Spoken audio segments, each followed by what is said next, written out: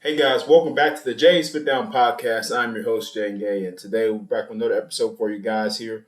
I hope everybody's having a great week so far. The 4th of July is tomorrow, so everybody be safe. If you're traveling, whatnot, with your families or going to see fireworks, whatnot, to enjoy. I hope you guys enjoy the holiday tomorrow, and but that doesn't mean we're not posting and making videos over here at the podcast. So we're gonna keep you guys have keep getting content out for you guys every day, or as much as we can here on Jay's Fit Down because we love football here. So I love football.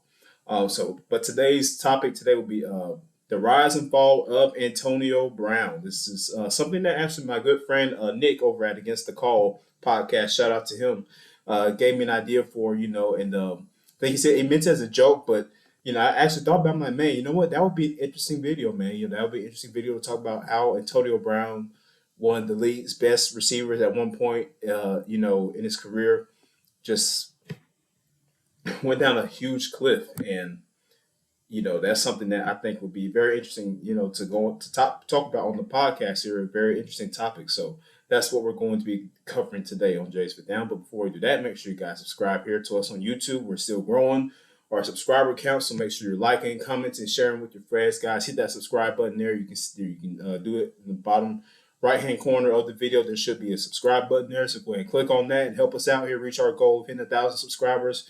And also follow us on Spotify, wherever you get your favorite podcasts, where we are. So make sure you do that there for Jay's Fifth Down. But yeah, let's get started. So as we all know, Antonio Brown, we know, or AB as he's called. This is a guy that, he was drafted in 2010 in the 6th round by the Pittsburgh Steelers, a team that, they, were looking for somebody at some point to become that future receiver for them, that number one guy, and little did they know Antonio Brown would blossom into a very, very special player in his first few years there in Pittsburgh. But they went to the Super Bowl his rookie season.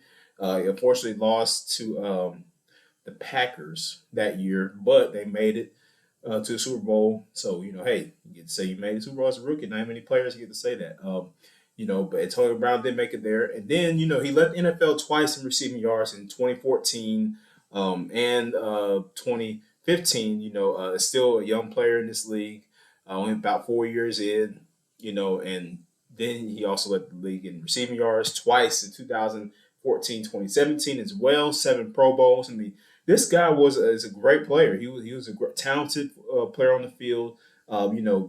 Great separation ability with Brown, great speed, one of the fastest receivers there was at one point. And his talent to separate, and get those catches, man, it was great. And he was a guy, despite being around 5'10", still could get those 50-50 balls. He was good at that, and good jump. And Ben Roethlisberger loved throwing football to him there for all those years in Pittsburgh. But the problem with Antonio Brown was that the character issues and off-field stuff really just hurt him, moving throughout his few years in Pittsburgh, after around 2017 or so, when 2018 when Juju Smith-Schuster got drafted there, a lot of attention was getting thrown to him, and AB felt like, he's not even getting as many touches that he should be getting, being the player he is.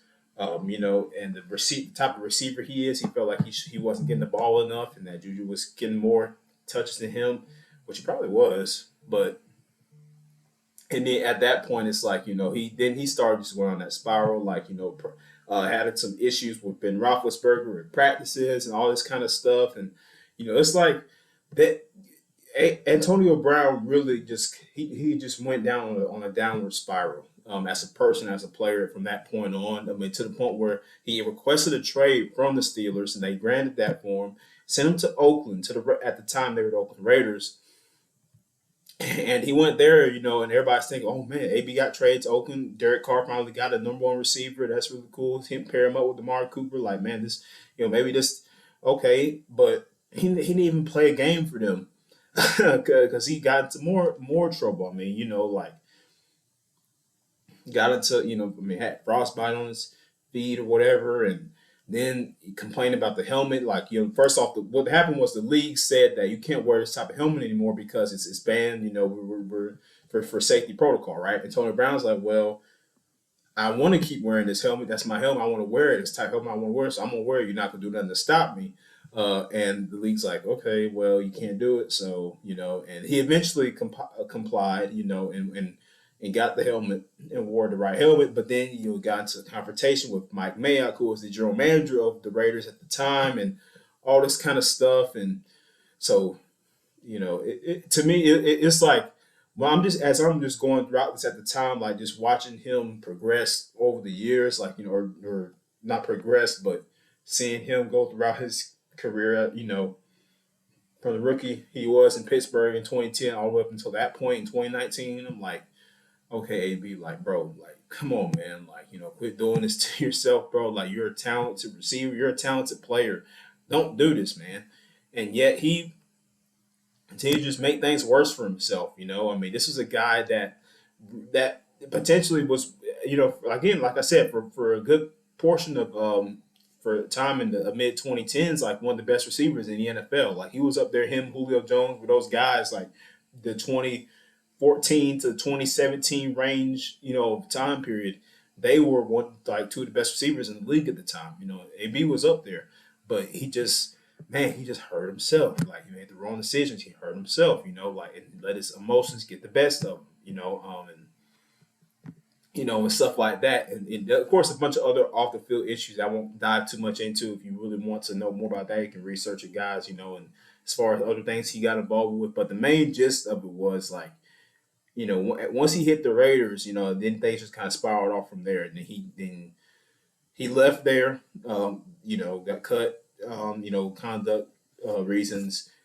Then Tom Brady comes to call him. It's like, hey, bro, come over to the Patriots, man. I'll give you, I'll let you stay at my house, bro. Hook you up, man. I'll help you out, right? I'll take care of you, bro. Just come in and, play some ball for us, man. I need a receiver. I need somebody to help complement Julian Edelman out there and somebody to help continue to contribute to this offense. And, and he's like, okay, that's a bet, and he went to the Patriots, in his second game, he made his debut in week 2. That was the second game of the year for the Patriots. He gets the Dolphins, which they blew him out 43-0. The Patriots blew him out. But AB had 4 catches for 56 yards, 2 touchdowns. I mean, he was looking good. Him and Brady had a good connection going. I'm like, okay, AB on the Patriots, like, okay, maybe, all right, maybe Tom can help turn him around. Being on the Patriots, Bill Belichick, that whole mantra there. Maybe that'll help AB kind of shift his perspective, shift his focus in the right direction, right? No, I was wrong. I was dead wrong. That ain't happened. If anything, things just continue to get worse for our friend Antonio Brown. He, had some more issues, with outside the football field, and some personal conduct things, and with family, the girl, like all this type of stuff, like just drama stuff that he shouldn't have been doing, and that got him out of New England, and he basically got suspended by the league for the misconduct rules for violating that. He got suspended and spent some time away. Was contemplating retirement too, but ultimately decided, hey, I want to still keep playing football. Somebody's gonna give me a chance out there. Some team is going to call me. Hey, you know what? I'm still one of the best receivers in the league. He thinks I'm still one of the best receivers in the league. I can still contribute to any team. So somebody's gonna give me a chance. That's what he's thinking in his mind, and I'm thinking, man, AB's done because, like, at that point, bro, you left New England on bad terms, and the type of reputation they have as a franchise and a team, and they see that even Tom Brady invited you into his home, bro, like give you a place to stay and let you, like gave you a chance to ball out with the best quarterback of all time.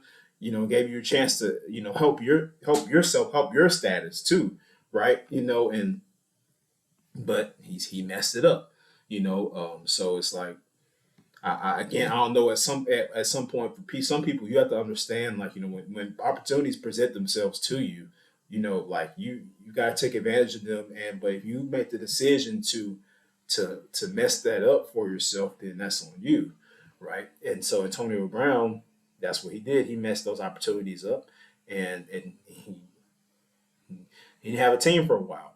So fast forward to the next year, 2020 season. Again, Brady hits him up like, "Hey, bro, come to the Bucks, man. Like, we need you. You know, I'm giving you another chance, bro. Like, and help you out again. Like, come over to Tampa Bay. We need another offensive weapon out here to help complement. This is the team. We're going all the way. Like, we're nobody's stopping us. We're going to roll all the way to the Super Bowl, which they did. Basically, that's the type of vibe that team had, and because nobody was beating them, nobody was beating them that year, and AB did contribute to that team in the second half of the season. Really helped out the Bucks there, and won a Super Bowl in Tampa Bay. And everybody's thinking like, man, okay, Antonio Brown finally he helped revitalize his career. Like his career, he helped his career out, right? He's now okay. He's in Tampa Bay with Brady, like and got himself a Super Bowl, something he been wanting, and so we're thinking that things are going good, but no, we're not. No, still got issues, right? It's AB. Come on, like you guys should know at this point, like it's AB. So it's like, come on now, man. Needless to say, 2020 season, 2021 season, I'm sorry, rolls around. Still, like, it's, just drama, issues, problems. Like, everybody knows the famous Jets game where he took off his uniform and stuff at halftime and went run off the field. Like, he had just, I don't know, I don't know. Like he just, it was a blowout game in high school. Like, it's halftime 50-0, and the starters going to the locker room early, like, hey, we won the game, or we just won a state championship. Like that's kind of like what he was doing. I feel like, and it the exact reasoning behind why all that went down is still not certain. A lot of people are saying, it's like he was injured or whatever, and they weren't, they forced him to play or something like that, and he was hurt or about this and that. I don't know exactly the true reasoning, logic behind why he did what he did, but that pretty much like cut it for me with Antonio Brown. Like you just walk off the field like in the middle of the game, like and just go running off, hey, throwing your hand up there, like hey, and like you're done. Like, and if I'm a coach and you do that, if you're one of my players and you do that, like, dude, you're done. Like, yeah, you can take yourself out, yeah, go to the locker room, but don't come back out. Don't come back out here. You're not playing another down for my team.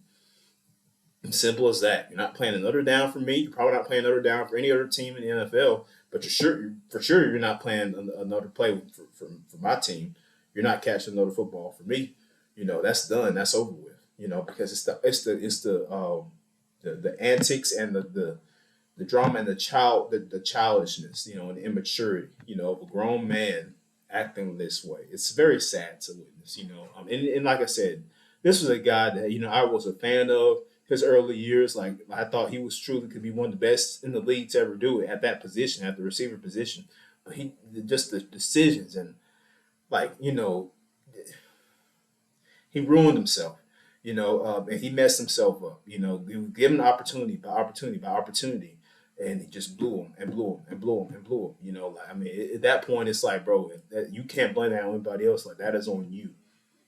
So it's like I don't know, but um, yeah, and now he's over here clowning on Tom Brady, and after he divorced with his wife, the Giselle, and it's like so many things with Antonio Brown. I just don't understand. So, but that about wraps us up for the video today, guys. Thank you for tuning in to the Jays Without podcast. We will catch you next time. All right.